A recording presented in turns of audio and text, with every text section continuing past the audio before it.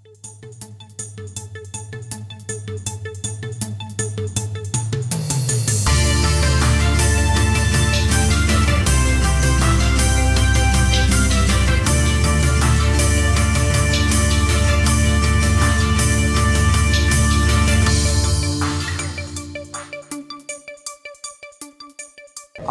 के दिन insurance employ association Patna division 2 का वार्षिक सम्मेलन इस BIA हॉल में संपन्न हो रहा है। इस सम्मेलन में पूरे साल भर के क्रियाकलापों का, सरकार की क्रियाकलापों का, भारत सरकार की आर्थिक नीति और LIC के प्रबंधन के नीतियों के बारे में चर्चा किया जाता है। हम इस सम्मेलन में भारत सरकार की जो निजीकरण की नीति है, खासकर जो वित्तीय संस्थान है, वित्तीय संस्थान का विनिवेशीकरण का जो नीति है, उसका हम लोग जोरदार विरोध करते हैं। और इस सम्मेलन के माध्यम से हम डिमांड करते हैं कि सरकार जो है वित्तीय संस्थान की मालिक नहीं बल्कि कस्टोडियन है और बिना जनता की राय से इस पर किसी तरह का नियम कोई थोपा नहीं जाना चाहिए। इस सम्मेलन में हम यह भी डिमांड करते हैं कि भारतवर्ष के पूरे विकास के लिए, समग्र विकास के लिए पूरे जनता का विकास होना चाहिए।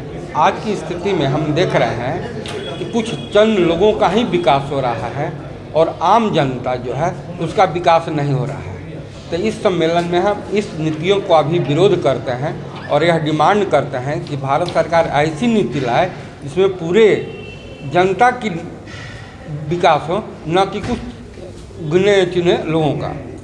साथ में हम दूसरी बात, जो भारतवर्ष में इस समय अधिकतम सीमा पर पहुंची है महंगाई, बेरोजगारी, उसके बारे में भी हम चर्चा करते हैं। क्योंकि जब लोगों के पास रोजगार नहीं रहेगा तो उनके पास बाजार से क्रय शक्ति नहीं रहेगी, और जब क्रय शक्ति नहीं रहेगी तो क्रय शक्ति के अभाव में किसी देश का विकास नहीं होता है। तो हम इस सम्मेलन के माध्यम से यह भी डिमांड करते हैं कि सरकार इस तरह की नीति अपनाए जिससे रोजगार का सृजन। सरकार यह कहती है कि सरकार का काम रोजगार सृजन नहीं है, खुद रोजगार पैदा करने वाले बने। तो इस तरह की नीति इस देश के लायक नहीं है, जहाँ की देश की 70% आबादी ग्रामीण क्षेत्रों में निवास करती है। वहाँ सरकार की नीति जो होनी चाहिए वह लोक कल्याणकारी कार्यों के लिए होनी चाहिए। हम आज देख रहे हैं कि शिक्षा बहुत महंगी है। हम देख रहे हैं कि सारे जो अस्पताल हैं उसमें भी निजी कंपनियों का भरमार है, निजी अस्पताल खोले जा रहे हैं और सरकारी अस्पताल की दुर्दशा बढ़ती जा रही है।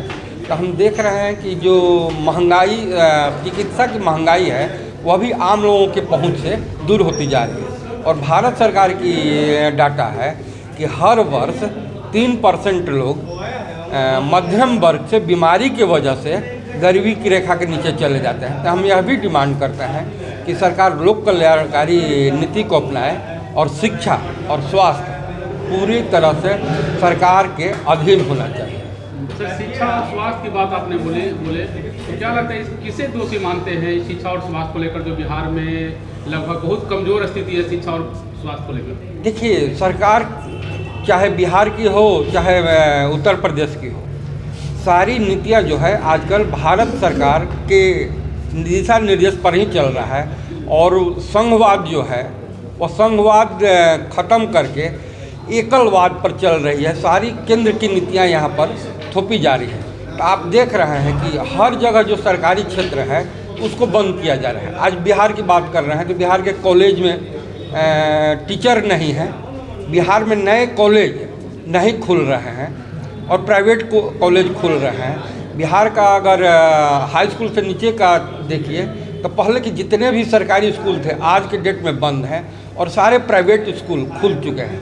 अब प्राइवेट स्कूल की स्थिति है कि नर्सरी में भी एडमिशन कराने के लिए 50,000 रुपये लगते हैं। तो जहाँ यहाँ 5,000 की नौकरी प्राप्त करना मुश्किल है, वहाँ लोग अपने बच्चे को नर्सरी में दाखिला कैसे दिला सकते हैं? कहा जाए तो प्राइवेट सेक्टर में शिक्षा को लेकर जो है व्यापार बना दिया गया, व्यापार बना दिया गया है। और व्यापार का मतलब होता है मुनाफा कमाना। तो और मुनाफा कमाने के लिए वहाँ पर टीचर भी कम रखे जा रहे हैं और फीस ज़्यादा रखा जा रहा है, जिसके चलते शिक्षा आम आदमी के पहुँच से दूर चला जा रहा है। परिचय दीजिए। Virchand Singh, east central zone insurance employees association joint secretary.